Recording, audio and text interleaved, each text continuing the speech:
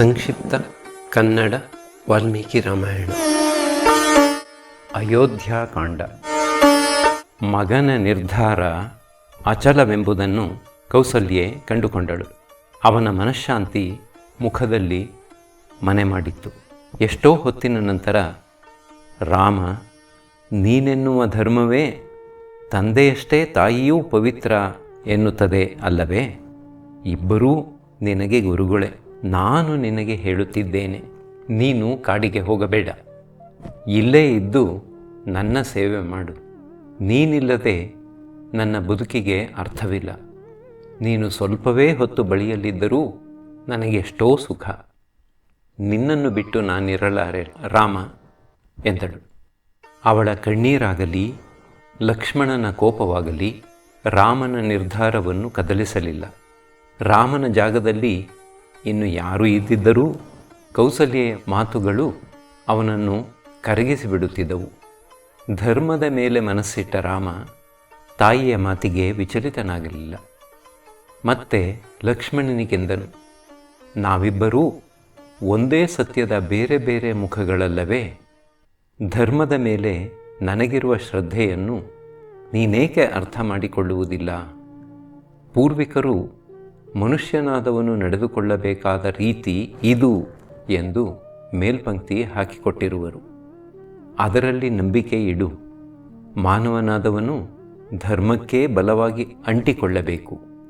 ಬದಲಾಗಿ ಅರ್ಥದ ಬೆನ್ನು ಹತ್ತಿ ಹೊರಟವನನ್ನು ವಿವೇಕಿಗಳು ಹೀಗಳೆಯುವರು. ಕಾಮದಲ್ಲಿ ಮುಳುಗಿ ಹೋದವನನ್ನೂ ಕೀಳುಗಳೆಯುವರು. ಬದಲಿಗೆ ಶಾಸ್ತ್ರವಿಹಿತವಾದ ಧರ್ಮದಲ್ಲಿ ಪ್ರತಿಷ್ಠಾಪಿತನಾದವನನ್ನು ಅರ್ಥ ಕಾಮ ಮೋಕ್ಷಗಳು ಸಹಜವಾಗಿಯೇ ಅನುಸರಿಸುವು. ತಂದೆಯವರು ವೇದಾಂಗ ಪಾರಂಗತರೆಂದು, ರುಜುತ್ವವುಳ್ಳವರೆಂದು, ಗುಣವಂತರೆಂದು ದೀರ್ಘಕಾಲದಿಂದ ಪ್ರಸಿದ್ಧರಾದವರು. ಅಂಥವರು ಮಾಡಿದ ಆಜ್ಞೆ ನಿನಗೆ ಇಷ್ಟವಾಗದಿರಬಹುದು, ಆದರೆ ನನಗೆ ಶಿರೋಧಾರ್ಯ. ಏಕೆ ಅಂತಹ ಆಜ್ಞೆ ಮಾಡಿರುವರು ಎಂದು ನಾನು ಯೋಚಿಸ ಹೋಗುವುದೇ ಇಲ್ಲ. ನನ್ನ ಮೇಲೆ ಕೋಪವಿರಬಹುದು, ಯಾವುದರಿಂದಲೋ ಕಿರಿಕಿರಿಯಾಗಿರಬಹುದು, ಇನ್ನಾವುದೋ ಕಾರಣವಿರಬಹುದು. ನನಗೆ ಅದು ಸಂಬಂಧಿಸಿದ್ದೇ ಅಲ್ಲ. ಅವರನ್ನು ಪ್ರಶ್ನಿಸಲು ನನಗಾಗಲಿ ನಿನಗಾಗಲಿ ಹಕ್ಕಿಲ್ಲ. ಅವರ ಆಜ್ಞೆಯನ್ನು ಪಾಲಿಸುವುದಷ್ಟೇ ನನ್ನ ಕರ್ತವ್ಯ. ಅವರು ಕೈಕೇಯಿಗೆ ಕೊಟ್ಟಿರುವ ಮಾತನ್ನು ಉಳಿಸುವುದು ನನ್ನ ಧರ್ಮ. ಧರ್ಮಾವತಾರರಾದ ಅವರ ಮಾತನ್ನು ನೀನು ನಾನು ಕೇಳಬೇಕು, ಅದರಂತೆ ನಡೆದುಕೊಳ್ಳಬೇಕು. ಅಮ್ಮ, ಅಂಥವರು ಬದುಕಿರುವಾಗ ನೀನು ನನ್ನ ಜೊತೆಗೆ ಕಾಡಿಗೆ ಬರುತ್ತೇನೆಂದು ಹೇಗೆ ತಾನೇ ಹೇಳುತ್ತೀಯೇ? ತಂದೆಯ ಪ್ರತಿಜ್ಞೆಯನ್ನು ಪೂರೈಸಲು ನಾನು ಕಾಡಿಗೆ ಹೋಗುವುದಕ್ಕೆ ಅಪ್ಪಣೆ ಕೊಡು. ಹರಸಿ ಕಳಿಸು. ಅವಧಿ ಮುಗಿದ ಮೇಲೆ ಹಿಂದಿರುಗುತ್ತೇನೆ. ಸತ್ಕೀರ್ತಿಗಿಂತ ರಾಜ್ಯವನ್ನು ಆಳುವುದು ಹೆಚ್ಚಿನದೇ? ನಾನು ಹೋಗಲು ಬಿಡು ಎಂದು ತಾಯಿಗೂ ಹೇಳಿದನು. ದಂಡಕಾರಣ್ಯಕ್ಕೆ ಹೋಗಬೇಕೆಂದಿರುವ ತನ್ನ ತೀರ್ಮಾನ ಸಕಾರಣವಾಗಿದೆ ಎಂದು ಮನವರಿಕೆ ಮಾಡಿಕೊಡಲೆತ್ನಿಸಿದ ರಾಮನು ತಾಯಿಗೆ ಪ್ರದಕ್ಷಿಣೆ ಬಂದು ನಮಸ್ಕರಿಸಿದನು. ಇಷ್ಟಾದರೂ ಲಕ್ಷ್ಮಣನು ಕೋಪದಿಂದ ಧುಮುಗುಡುತ್ತಿದ್ದನು. ಹಾವಿನಂತೆ ನಿಟ್ಟುಸಿರು ಬಿಡುತ್ತಿದ್ದನು. ತನ್ನ ಪ್ರೀತಿಯ ಅಣ್ಣನಿಗೆ ಆಗಿರುವ ಇಷ್ಟೊಂದು ಅನ್ಯಾಯವನ್ನು ಸಹಿಸಿಕೊಳ್ಳುವುದು ಅವನಿಗೆ ಕಷ್ಟವಾಗಿತ್ತು. ರಾಮನ ಮಾತುಗಳು ಅವನಿಗೆ ಸಮಾಧಾನ ತರಲಿಲ್ಲ. ರಾಮನು ಮತ್ತೊಮ್ಮೆ ಅವನ ತಲೆಯನ್ನು ಪ್ರೀತಿಯಿಂದ ನೇವರಿಸಿ, ಲಕ್ಷ್ಮಣ, ಈ ಕೋಪವನ್ನು ಬಿಡು. ಮನಸ್ಸನ್ನು ಗೋಜಲು ಮಾಡಿಕೊಳ್ಳಬೇಡ. ಸಾಮಾನ್ಯರ ಮಟ್ಟಕ್ಕಿಂತ ಮೇಲೇರಿ ಮನಃಶಾಂತಿ ಸಮತ್ವಗಳನ್ನು ಕಾಯ್ದುಕೋ. ಪಟ್ಟಾಭಿಷೇಕವನ್ನು ಕುರಿತು ಯೋಚಿಸಬೇಡ. ನನಗಾಗಿ ನಿಸ್ವಾರ್ಥನಾಗಿದ್ದು ನನ್ನ ಮಾತನ್ನು ಪರಿಗಣಿಸು. ನನಗೆ ಕೀರ್ತಿ ತರುವಂಥದ್ದನ್ನು ನಾನು ಮಾಡಲು ಹೊರಟಿರುವೆನಾದ್ದರಿಂದ ನೀನು ನನಗೆ ಪಟ್ಟಾಭಿಷೇಕವೆಂದಾದಾಗ ತೋರಿಸಿದ ಉತ್ಸಾಹವನ್ನೇ ತೋರಿಸಬೇಕು. ಚಿಕ್ಕ ತಾಯಿಗೆ ಸಂತೋಷವಾಗುವಂತೆ ನಡೆದುಕೋ. ಅವಳಿಗೆ ನಾವು ಅವಿಧೇಯರೆಂಬ ಅನುಮಾನ ಬಾರದಿರಲಿ. ಅವಳ ಬಯಕೆ ಈಡೇರಲಿ. ನಾನು ನನ್ನ ಯಾವ ತಾಯಂದಿರನ್ನೂ ಈವರೆಗೆ ಅಸಂತೋಷಗೊಳಿಸಿಲ್ಲ, ಈಗಲೂ ಹಾಗೆ ಮಾಡಲಾರೆ. ದಶರಥ ರಾಜನು ಈವರೆಗೂ ಸುಳ್ಳು ಹೇಳಿದವನಲ್ಲ. ಈ ಪ್ರಸಂಗ ಅವನನ್ನು ಸ್ವರ್ಗದಿಂದ ತಪ್ಪಿಸದಿರಲಿ. ಅವನು ಮಾತು ಮುರಿದವನೆನಿಸಿಕೊಂಡರೆ ಅದರಿಂದ ನನಗೆ ಆಗುವಷ್ಟು ದುಃಖ ಇನ್ನಾರಿಗೂ ಆಗದು. ಅದನ್ನು ನಾನು ಸಹಿಸಲಾರೆ. ಅಭಿಷೇಕ ಇತ್ಯಾದಿ ಯೋಚನೆಗಳನ್ನೆಲ್ಲ ಬಿಟ್ಟು ಕಾಡಿಗೆ ಸಮಾಧಾನ ಮನಸ್ಥಿತಿಯಲ್ಲಿ ಹೋಗಬೇಕು ಎಂದುಕೊಂಡಿರುವೆ. ಕೈಕೇಯಿ ತನ್ನ ಮಗ ಭರತನಿಗೆ ಪಟ್ಟ ಕಟ್ಟುವ ಹಾದಿಯಲ್ಲಿ ಅಡೆತಡೆಗಳು ಉಂಟಾಗದಿರಲಿ. ನಾನು ಹೊರಟು ಹೋದ ಮೇಲೆಯೇ ಅವಳ ಮನಸ್ಸಿಗೆ ಸಮಾಧಾನವಾಗುವುದು. ಆದ್ದರಿಂದ ಬೇಗನೆ ಹೊರಡಬೇಕು ಎಂದಿದ್ದೇನೆ ಎಂದನು. ಸ್ವಲ್ಪ ಹೊತ್ತು ಸುಮ್ಮನಿದ್ದು ಅನಂತರ ಲಕ್ಷ್ಮಣ ರಾಜನ ನೆನ್ನೆಯ ಯೋಚನೆಯನ್ನೂ ಇವತ್ತಿನ ಸಂದರ್ಭಗಳನ್ನೂ ನೋಡಿದರೆ ನಮ್ಮ ಬದುಕನ್ನು ನಡೆಸುವುದು ವಿಧಿಯೇ ಎನ್ನಬೇಕಾಗುತ್ತದೆ. ಪೂರ್ವಜನ್ಮದ ಕರ್ಮಫಲವನ್ನು ಅನುಭವಿಸುವಂತೆ ಮಾಡುವುದು ವಿಧಿ. ಇಲ್ಲವಾದರೆ ಕೈಕೇಯಿ ಎಂದಾದರೂ ನನಗೆ ನೋವನ್ನು ಉಂಟು ಮಾಡುವವಳೇ? ವಿಧಿ ಪ್ರೇರಿತಳಾಗಿಯೇ ಅವಳು ನಡೆದುಕೊಂಡಿರುವುದು. ಲಕ್ಷ್ಮಣ, ನಾನು ಎಲ್ಲ ತಾಯಿಯರನ್ನೂ ಸಮಾನವಾಗಿ ಪ್ರೀತಿಸುವೆ ಎಂಬುದು ನಿನಗೆ ಗೊತ್ತಿದೆ. ಕೈಕೇಯಿಯೂ ಭರತ ಬೇರೆ, ನಾನು ಬೇರೆ ಎಂದು ಯಾವಾಗಲೂ ಭಾವಿಸಿದವಳೇ ಅಲ್ಲ. ಇಂದು ಅವಳಾಡಿದ ಕ್ರೂರ ವಾಕ್ಯಗಳು ಅವಳವೇ ಎಂದು ನಂಬುವುದಕ್ಕೇ ಆಗುವುದಿಲ್ಲ. ನನ್ನ ಬದುಕಿನ ಈ ಘಟ್ಟ ವಿಧಿಯಿಂದಲೇ ನಡೆಸಲ್ಪಡುತ್ತಿದೆ, ನನಗೆ ಗೊತ್ತು. ಅಂಥ ಮೃದು ಹೃದಯಿ ಕೈಕೇಯಿ, ಅಂಥ ಪ್ರೇಮಮಯ ರಾಜಕುಮಾರಿ ಕೈಕೇಯಿ ಇಷ್ಟು ಬದಲಾಗುವುದು ಇನ್ನು ಹೇಗೆ ಸಾಧ್ಯ ಲಕ್ಷ್ಮಣ? ಇಂದು ಅವಳು ತನ್ನ ಪತಿಯ ಎದುರಿಗೆ ಹಾಗೆ ತೀರ ಸಾಧಾರಣ ಅವಿದ್ಯಾವಂತ ಹೆಂಗಸಿನಂತೆ ವರ್ತಿಸಿಬಿಟ್ಟಳು. ಇದನ್ನೇ ವಿಧಿ ಎನ್ನುವುದು. ವಿವರಣೆಗೆ ಸಿಕ್ಕದ, ಯಾರೂ ಬದಲಿಸಲಾಗದ ಇಂಥ ಕೆಲವು ಘಟನೆಗಳು ಬದುಕಿನಲ್ಲಿ ಬರುವುವು. ಅವು ನ್ಯಾಯವೆಂದು ನಮಗೆ ಮನವರಿಕೆ ಆಗುವುದಿಲ್ಲ. ಆದರೂ ಮನುಷ್ಯನಿಗೆ ಅವುಗಳಿಗೆ ವಿರೋಧವಾಗಿ ಹೋಗಲು ಆಗುವುದಿಲ್ಲ. ವಿಧಿಯ ಎದುರಿಗೆ ಮನಃಶಾಂತಿ ಕಳೆದುಕೊಂಡು ಅವನು ಅಸಹಾಯನಾಗುತ್ತಾನೆ. ನಮಗೆ ದೊರಕುವ ಸುಖ ದುಃಖಗಳು, ಲಾಭ ನಷ್ಟಗಳು, ಕಾಯಿಲೆ ಕಸಾಲೆಗಳು, ಹುಟ್ಟು ಸಾವುಗಳು ಯಾವುದಕ್ಕೂ ಕಾರಣಗಳು ನಮಗೆ ತಿಳಿಯುವುದಿಲ್ಲ. ವಿಧಿ ನಿಯಾಮಕವು ನಮಗೆ ಅರ್ಥವಾಗದಂಥದ್ದು. ಜಿತೇಂದ್ರಿಯರಾದ ಋಷಿಗಳನ್ನೂ ವಿಧಿ ಬಿಡದು. ಅವರೂ ತಪಸ್ಸನ್ನು, ನಿತ್ಯಕರ್ಮಗಳನ್ನು ಮರೆತು ಕಾಮಕ್ರೋಧಗಳಿಗೆ ವಶರಾಗಿ ಗಳಿಸಿದ ಪುಣ್ಯವನ್ನೆಲ್ಲ ಕಳೆದುಕೊಳ್ಳುವರು. ವಿಶ್ವಾಸದಿಂದ ಪ್ರಾರಂಭಿಸಿದ ಎಷ್ಟೋ ಕೆಲಸಗಳು ಅಡೆತಡೆಗಳಿಗೆ ಒಳಗಾಗಿ ಅನಿರೀಕ್ಷಿತವಾಗಿ ಕೊನೆಗೊಳ್ಳುವುವು. ಅದನ್ನೇ ವಿಧಿಯ ಕೆಲಸ ಎನ್ನುವುದು. ನೆನ್ನೆಯಿಂದ ನಮಗೆ ಆಗಿರುವುದೂ ಇಂಥದೇ. ಆದರೆ ನಾನು ಈ ವಿಧಿಯ ಆಟಕ್ಕೆ ಪಕ್ಕಾಗುವುದಿಲ್ಲ. ನೀನೂ ಹೀಗೆಯೇ ಯೋಚಿಸಬೇಕು. ಪಟ್ಟಾಭಿಷೇಕಕ್ಕೆಂದು ತರಿಸಿದ ಈ ಜಲದಲ್ಲಿಯೇ ವನವಾಸಕ್ಕೆ ಪೂರ್ವಭಾವಿಯಾದ ಪವಿತ್ರ ಸ್ನಾನವನ್ನು ಮಾಡುವೆನು. ಬೇಡ ಬೇಡ, ಈ ರಾಜಲಾಂಛನಗಳ ಗೊಡವೆ ನನಗೇಕೆ? ನಾನು ಬೇರೆ ನೀರಿನಲ್ಲಿ ಸ್ನಾನ ಮಾಡುವೆನು. ಲಕ್ಷ್ಮಣ, ಲಕ್ಷ್ಮಿಯ ಚಂಚಲತೆ ನಿನ್ನನ್ನು ವಿಚಲಿತಗೊಳಿಸದಿರಲಿ. ಮುಕ್ತ ಮನಸ್ಸಿನಿಂದ ಅರಣ್ಯದಲ್ಲಿ ತಿರುಗಾಡುವುದೇ ರಾಜ್ಯಭಾರದ ರಗಳೆಗಳಿಗಿಂತ ವಾಸಿ ಅಲ್ಲವೇ ಎಂದನು. ಲಕ್ಷ್ಮಣ ನೆಲವನ್ನೇ ನೋಡುತ್ತಾ ರಾಮನ ಮಾತನ್ನು ಕೇಳುತ್ತಿದ್ದನು. ಅವನ ಕೋಪ ಇನ್ನೂ ಇಳಿದಿರಲಿಲ್ಲ. ಅವನು, ಅಣ್ಣ, ನಿನ್ನ ಮಾತನ್ನು ನಾನು ಒಪ್ಪುವುದಿಲ್ಲ. ಹೆಂಗಸಿನ ದುರಾಸೆಯ ಹಠಮಾರಿತನವನ್ನು ವಿಧಿ ಎಂದೇಕೆ ಹೇಳುವೆ?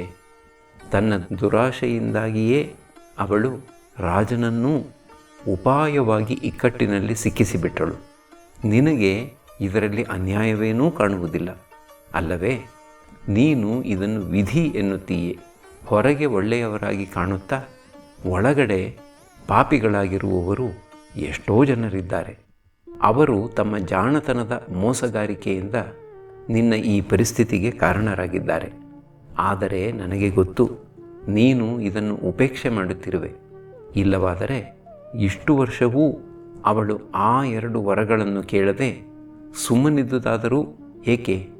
ನಿನ್ನನ್ನು ಪಿತೃವಾಕ್ಯ ಪರಿಪಾಲನೆ ಎಂಬ ಧರ್ಮದ ಇಕ್ಕಟ್ಟಿಗೆ ಸಿಕ್ಕಿಸಿ ತನ್ನ ದುರಾಸೆ ನೆರವೇರಿಸಿಕೊಳ್ಳಲು ಇದೊಂದು ನೆವ ಅಷ್ಟೇ. ಅವಳ ಮಾತಿಗೆ ವಿರೋಧವಾಗಿ ನೀನು ಸಿಂಹಾಸನವನ್ನು ಏರಬೇಕೆಂಬುದೇ ಈಗಲೂ ನನ್ನ ಅಭಿಮತ. ಕಾಮಕ್ಕೆ ಒಳಗಾಗಿ ಅವಳ ಸೇವಕನಂತೆ ಆಗಿರುವ ರಾಜನ ಮಾತು ಧರ್ಮಕ್ಕೆ ವಿರೋಧವಾದುದೇ. ನೀನು ಇರುವಾಗ ಭರತನಿಗೆ ಪಟ್ಟ ಕಟ್ಟಲು ಅವನಿಗೆ ಹಕ್ಕಿಲ್ಲ. ಹಾಗೆ ಮಾಡಿದರೆ ಲೋಕ ನಕ್ಕೀತು. ವೀರ್ಯವಲ್ಲದ ದುರ್ಬಲನು ಮಾತ್ರವೇ ತನಗೆ ಪ್ರಾಪ್ತವಾದ ದುರದೃಷ್ಟ ಎಲ್ಲವನ್ನೂ ವಿಧಿ ಎಂದು ಹೇಳಿಕೊಳ್ಳುತ್ತಾ ಸ್ವೀಕರಿಸುತ್ತಾನೆ. ವೀರನಾದವನು ತನ್ನ ಅಭಿವೃದ್ಧಿಯ ಮಾರ್ಗದಲ್ಲಿ ಬರುವ ಅಡೆತಡೆಗಳನ್ನು ಹೋರಾಡಿ ಗೆದ್ದು ಮುನ್ನಡೆಯುತ್ತಾನೆ. ನೀನು ವಿಧಿಯ ಎದುರು ಅಸಹಾಯನೇ. ಶೌರ್ಯವು ವಿಧಿಯನ್ನು ಹೇಗೆ ಗೆಲ್ಲುವುದು ಎಂಬುದನ್ನು ಲೋಕವು ನೋಡಲಿ. ಪಟ್ಟಾಭಿಷೇಕವು ನಡೆಯಲಿ. ನನ್ನ ಬಿಲ್ಲಿನ ಮುಂದೆ ವಿಧಿಯ ಆಟ ನಡೆಯದು ಎಂಬುದನ್ನು ನಾನು ತೋರಿಸುತ್ತೇನೆ. ರಾಜನನ್ನು ಉಳಿದು ಇನ್ನಾರೂ ನಿನ್ನ ಪಟ್ಟಾಭಿಷೇಕಕ್ಕೆ ಅಡ್ಡ ಬರುವುದಿಲ್ಲ.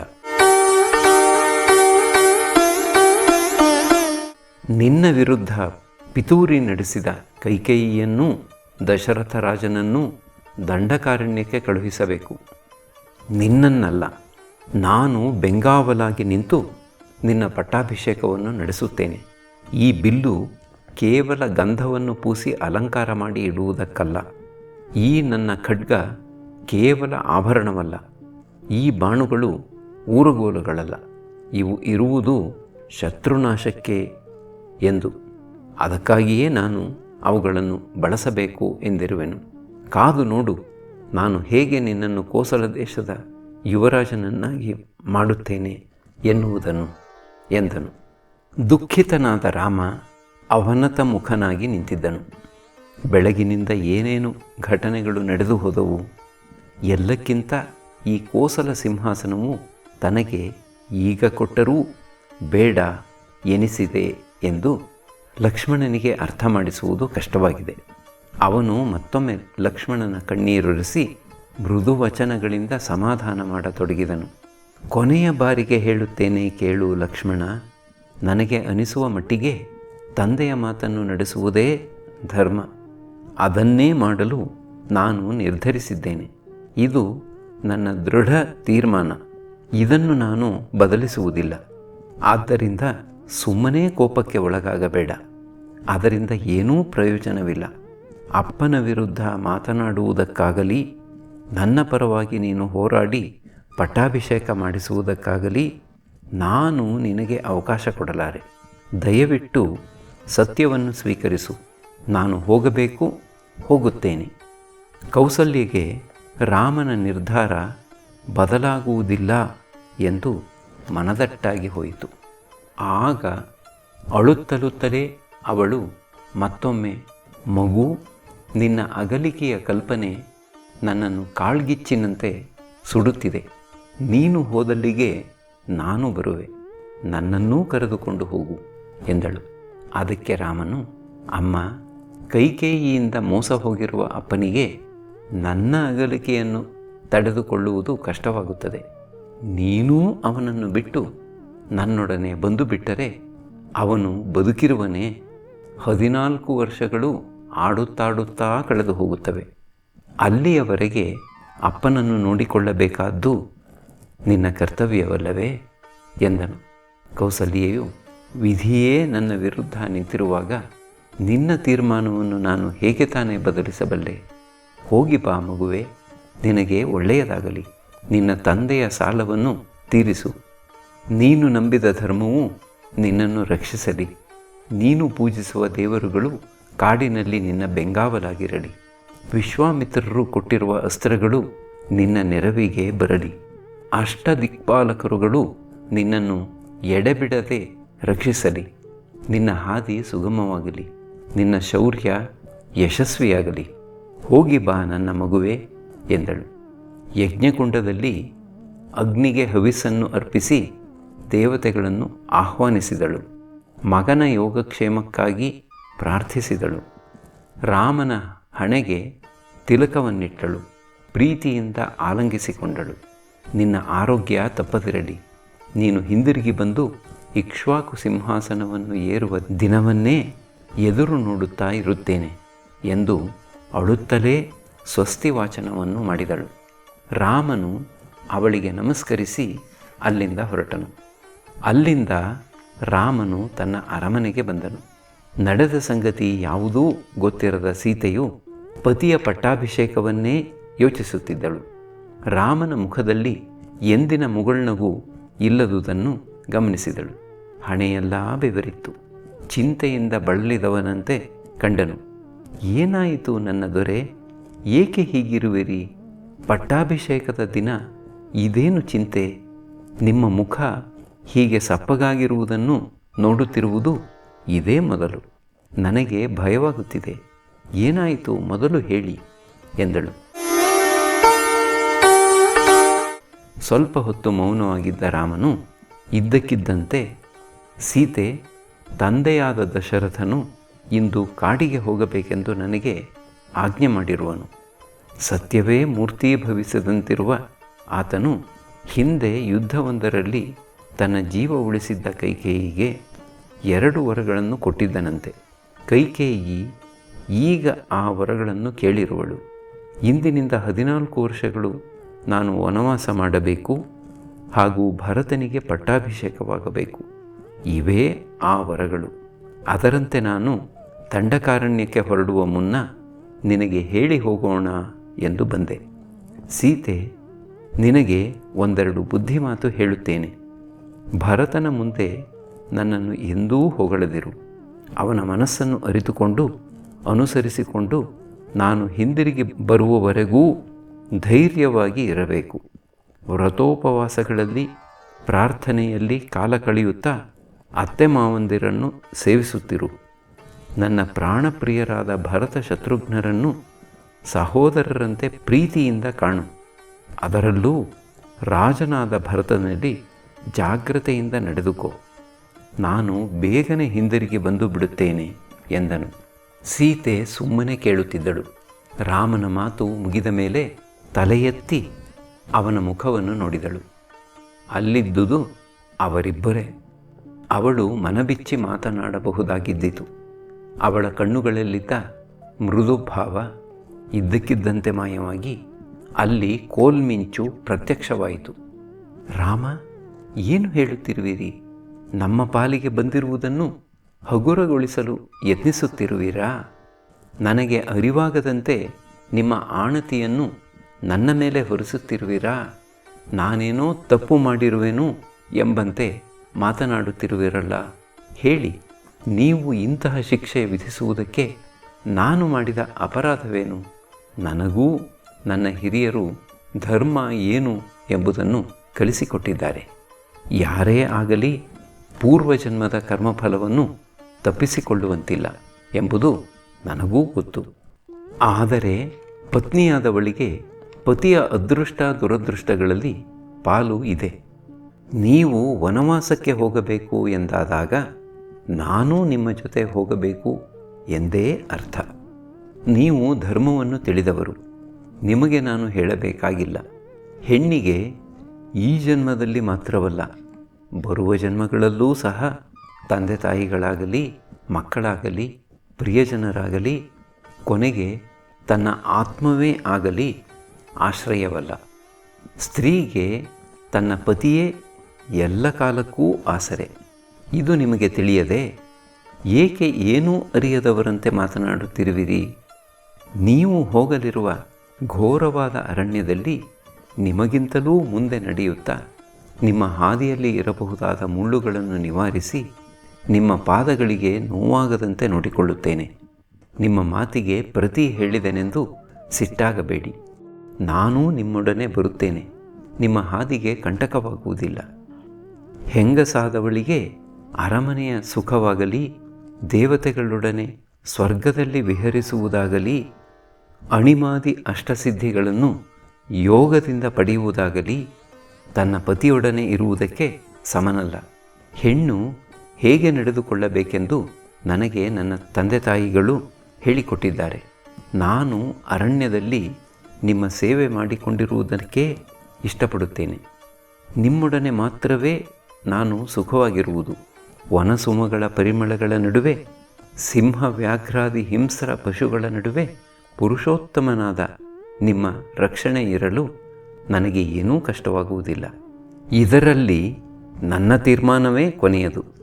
ವನರಾಜಿಯ ನಡುವೆ, ನದಿ ಸರೋವರಗಳ ತೀರದಲ್ಲಿ, ಸುಂದರವಾದ ಪರ್ವತದ ತಪ್ಪಲುಗಳಲ್ಲಿ ಎಗ್ಗಿಲ್ಲದೆ ನಾವು ವಿಹರಿಸಬಹುದು. ಅರಳುತ್ತಿರುವ ಕಮಲಗಳನ್ನು, ತೇಲುತ್ತಿರುವ ಹಂಸಗಳನ್ನು ನೋಡಿ ನಾವು ಆನಂದಿಸಬಹುದು. ನೀವು ಪಕ್ಕದಲ್ಲಿದ್ದರೆ ನನಗೆ ಸ್ವರ್ಗವೇ ಭೂಮಿಗೆ ಇಳಿದು ಬಂದಂತೆ. ನಿಮ್ಮೆಲ್ಲ ವ್ರತ ತಪಗಳಲ್ಲಿ ನಾನು ಪಾಲ್ಗೊಳ್ಳುತ್ತೇನೆ. ನೀವಿಲ್ಲದ ಸ್ವರ್ಗವೂ ನನಗೆ ಬೇಡ. ನನ್ನನ್ನು ನಿಮ್ಮ ಜೊತೆಗೆ ಕರೆದೊಯ್ಯಿರಿ ಎಂದಳು. ರಾಮನಿಗೆ ಸೀತೆ ವೃಥಾ ನಲುಗುವಳು ಎಂಬ ಆತಂಕ. ಅವಳಿಗೆ ತಿಳಿ ಹೇಳುವ ಅವನ ಪ್ರಯತ್ನ ಮತ್ತೂ ಮುಂದುವರಿಯಿತು. ತನ್ನ ಕೋಮಲವಾದ ಬೆರಳುಗಳಿಂದ ಮೃದುವಾಗಿ ಅವಳ ಕಣ್ಣೀರು ಒರೆಸುತ್ತಾ, ಜನಕ ರಾಜಕುಮಾರಿ, ನೀನು ಧರ್ಮವನ್ನು ಅರಿತವಳು ಎಂದ ಮೇಲೆ ನನ್ನ ಮಾತಿಗೆ ವಿಧೇಯಳಾಗಿರುವುದು ನಿನ್ನ ಕರ್ತವ್ಯವೆಂದು ನಿನಗೆ ಗೊತ್ತಿರಬೇಕು. ನಾನು ಹೇಳಿದಂತೆ ಇಲ್ಲೇ ಅಯೋಧ್ಯೆಯಲ್ಲಿ ಇರು. ಅರಣ್ಯವಾಸ ನೀನು ಕಲ್ಪಿಸಿಕೊಳ್ಳುವಂತೆ ಸುಲಭ ಸಾಧ್ಯವಲ್ಲ. ಅದರಲ್ಲಿ ಸುಖದ ಲವಲೇಶವೂ ಇಲ್ಲ. ನಿನ್ನ ಯೋಗಕ್ಷೇಮವನ್ನು ಮನಸ್ಸಿನಲ್ಲಿಟ್ಟುಕೊಂಡು ಈ ಆಸೆಯನ್ನು ಬಿಟ್ಟು ಬಿಡು ಎಂದು ಹೇಳುತ್ತಿದ್ದೇನೆ ಎಂದನು. ಸೀತೆಗೆ ರಾಮನ ಮಾತು ಒಪ್ಪಿಗೆಯಾಗಲಿಲ್ಲ. ಕೋಪದಿಂದಲೂ ದುಃಖದಿಂದಲೂ ಅವನನ್ನೇ ನೋಡುತ್ತಾ ಸ್ವಲ್ಪ ಹೊತ್ತಾದ ಮೇಲೆ ತನ್ನನ್ನು ತಾನು ಸಂಭಾಳಿಸಿಕೊಂಡು, ಆರ್ಯಪುತ್ರ, ಕಾಡಿನ ಎಲ್ಲ ಕಷ್ಟಗಳೂ ನೀವು ಜೊತೆಗಿರುವ ಕಾರಣದಿಂದ ನನಗೆ ಸುಖವಾಗಿ ಪರಿಣಮಿಸುತ್ತವೆ. ಇದು ಖಂಡಿತ. ಆದ್ದರಿಂದಲೇ ಅವುಗಳನ್ನು ಅನುಭವಿಸಲು ನಾನು ಕಾತರಳಾಗಿದ್ದೇನೆ. ಸರ್ವಕಾಲದಲ್ಲಿಯೂ ನಾನು ಇರಬೇಕಾದದ್ದು ನಿಮ್ಮ ಜೊತೆಗೆ ಎಂದು ನನ್ನ ಹೆತ್ತವರು ಹೇಳಿದ್ದಾರೆ. ಇನ್ನೂ ನೀವು ನಾನು ಇಲ್ಲಿಯೇ ಇರಬೇಕೆಂದು ಹೇಳುವುದಾದರೆ ನಾನು ಪ್ರಾಣತ್ಯಾಗ ಮಾಡುತ್ತೇನೆ. ಪತಿಯಿಂದ ಬೇರ್ಪಟ್ಟ ಪತ್ನಿ ಬದುಕಿರುವುದು ಹೇಗೆ? ನನ್ನ ಅದೃಷ್ಟದಲ್ಲಿ ವನವಾಸದ ಅನುಭವ ಇರುವುದು ಎಂದು ಚಿಕ್ಕವಳಿರುವಾಗ ಜ್ಯೋತಿಷ್ಕರು ಹೇಳಿದರು. ಅದನ್ನೇ ನಾನು ಎದುರು ನೋಡುತ್ತಿದ್ದೆ. ರಾಮ, ನಿಮ್ಮೊಂದಿಗೆ ನಾನು ಬಂದೇ ಬರುತ್ತೇನೆ. ನೀವು ನನ್ನ ದೇವರಲ್ಲವೇ? ಯಾವಾಗಲೂ ನಾನು ಹತ್ತಿರವಿದ್ದು ಪೂಜಿಸಬೇಡವೇ? ಸ್ತ್ರೀಯು ಬಾಲ್ಯದಲ್ಲಿ ತಂದೆಯಿಂದ, ಯೌವನದಲ್ಲಿ ಗಂಡನಿಂದ, ವೃದ್ಧಾಪ್ಯದಲ್ಲಿ ಮಗನಿಂದ ರಕ್ಷಿತಳು. ಅವಳಿಗೆ ಸ್ವಾತಂತ್ರ್ಯವೂ ಎಲ್ಲಿದೆ? ನಿಮ್ಮ ಭಕ್ತಳಾದ ನನಗೆ ಜನ್ಮ ಜನ್ಮಾಂತರಕ್ಕೂ ನೀವೇ ಪತಿ. ನನ್ನ ಹೃದಯದಲ್ಲಿ ನೀವು ಚಿರಸ್ಥಾಯಿಯಾಗಿರುವಿರಿ. ನಿಮಗೂ ಅದು ಗೊತ್ತು. ನಿಮ್ಮನ್ನು ಬಿಟ್ಟಿರು ಎಂದು ಹೇಳುವುದಕ್ಕೆ ನಿಮಗೆ ಹೇಗೆ ತಾನೇ ಮನಸ್ಸು ಬರುತ್ತದೆ? ನಿಮ್ಮ ಸುಖವೇ ನನ್ನ ಸುಖ, ನಿಮ್ಮ ಕಷ್ಟವೇ ನನ್ನ ಕಷ್ಟ. ಕಷ್ಟ ಸುಖಗಳನ್ನು ಸಮಾನ ಭಾವದಿಂದ ಸಹಿಸಿಕೊಳ್ಳಲು ನೀವೇ ಕಲಿಸಿಕೊಟ್ಟಿರುವಿರಿ. ಇನ್ನೂ ನನ್ನ ಆಸೆಗೆ ನೀವು ಇಲ್ಲ ಎನ್ನುವುದಾದರೆ ವಿಷ ಕುಡಿದೋ, ಅಗ್ನಿ ಪ್ರವೇಶ ಮಾಡಿಯೋ, ನೀರಿನಲ್ಲಿ ಮುಳುಗಿಯೋ ಸಾಯುತ್ತೇನೆ ಎಂದಳು. ಬಾರಿ ಬಾರಿಗೂ ನಿಟ್ಟುಸಿರು ಬಿಡುತ್ತಿದ್ದ ಅವಳ ಕಣ್ಣೀರು ಅವಳು ಹುಟ್ಟಿ ಬಂದ ಭೂಮಿಯನ್ನೇ ತೋಯಿಸಿ ಬಿಡುವಂತೆ ತೋರಿತು. ರಾಮನು ವನವಾಸದ ಕಷ್ಟಗಳನ್ನು ವಿವರಿಸಿ ಅವಳ ಮನವೊಲಿಸಲು ಇನ್ನೂ ಪ್ರಯತ್ನಿಸಿದನು. ಸಹಿಸುವಷ್ಟೂ ಸಹಿಸಿದ ಸೀತೆ ಕೊನೆಗೊಮ್ಮೆ ಸಿಡಿದೆದ್ದಳು. ಪತಿಯೊಡನೆ ಪ್ರಣಯ ಸ್ವಾತಂತ್ರ್ಯ ವಹಿಸಿ, ಕಿಂ ತ್ವಾಮನ್ಯತ ವೈದೇಹಃ ಪಿತಾ ಮೇ ಮಿಥಿಲಾಧಿಪಃ ರಾಮಜಾಮಾತರಂ ಪ್ರಾಪ್ಯ ಸ್ತ್ರಿಯಂ ಪುರುಷ ವಿಗ್ರಹಂ. ಮಿಥಿಲಾಧಿಪನಾದ ನನ್ನ ತಂದೆ ಜನಕರಾಜನು ರಾಮನೆಂಬ ಅಳಿಯನನ್ನು ಪಡೆದು ಆತನನ್ನು ಪುರುಷ ರೂಪದಲ್ಲಿರುವ ಸ್ತ್ರೀ ಎಂದು ತಿಳಿಯುವಂತಾಯಿತೇ. ನಿಮಗೆ ನಾನು ಭಾರವಾಗುವೆನೇ? ನನಗೆ ನಿನ್ನನ್ನು ಬಿಟ್ಟು ಇನ್ನೂ ಯಾರಿದ್ದಾರೆ?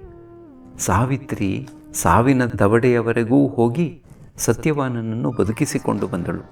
ಪತಿಯು ಜೊತೆಯಲ್ಲಿ ಇಲ್ಲದಿದ್ದಾಗಲೂ ನಕ್ಕು ನಲಿದುಕೊಂಡಿರುವುದಕ್ಕೆ ನಾನೇನೂ ಸಾಮಾನ್ಯ ಹೆಂಗಸಲ್ಲ. ನನ್ನನ್ನು ಬಿಟ್ಟು ಹೋಗಿ ಶರಣಾಗತರನ್ನು ಕೈಬಿಡುವುದಿಲ್ಲ ಎಂಬ ನಿನ್ನ ಕೀರ್ತಿಗೆ ಧಕ್ಕೆ ತಂದುಕೊಳ್ಳಬೇಡ. ನೀನು ಕೇವಲ ನನ್ನೊಬ್ಬಳನ್ನೇ ಪ್ರೀತಿಸಿದೆ.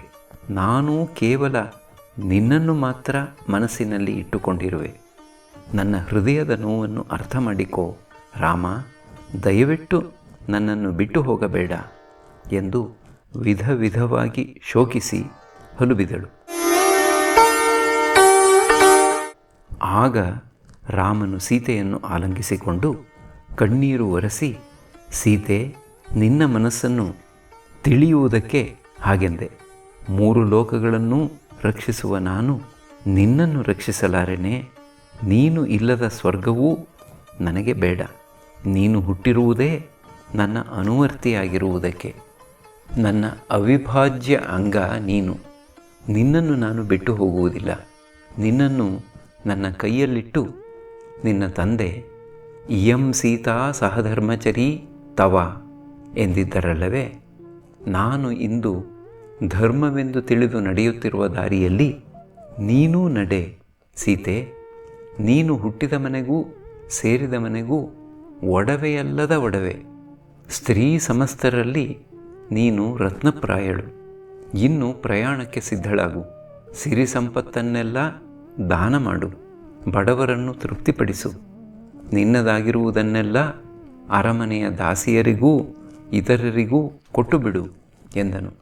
ಪತಿಯು ತನ್ನನ್ನು ಜೊತೆಗೆ ಕರೆದೊಯ್ಯುವನೆಂದು ಅರಿತೊಡನೆಯೇ ಸಂತೋಷದಿಂದ ಸೀತೆಯ ಮುಖಕಮಲ ಅರಳಿ ಸುಂದರವಾದ ನಗೆಯೊಂದು ಅಲ್ಲಿ ಮೂಡಿತು.